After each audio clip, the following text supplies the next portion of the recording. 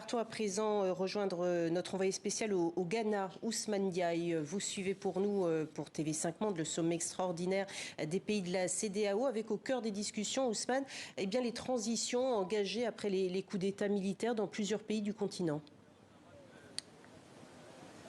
Oui, ici au Jubilee House, le palais présidentiel ghanéen, le défilé des chefs d'État a commencé derrière moi.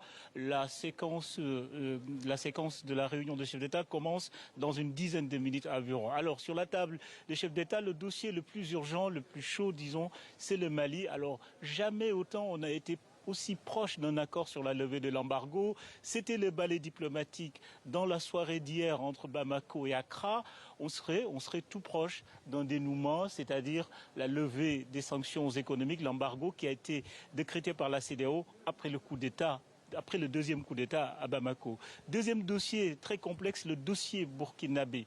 Alors, jusqu'ici, le dossier semblait enlisé et tout d'un coup, il semble être sur la bonne voie. D'ailleurs, le Premier ministre burkinabé est présent à ce sommet. Et puis, la transition burkinabé devrait être validée sans anicroche par les chefs d'État de la CEDEAO. Dernier dossier, un peu plus compliqué, la Guinée. La Guinée risque par contre des sanctions.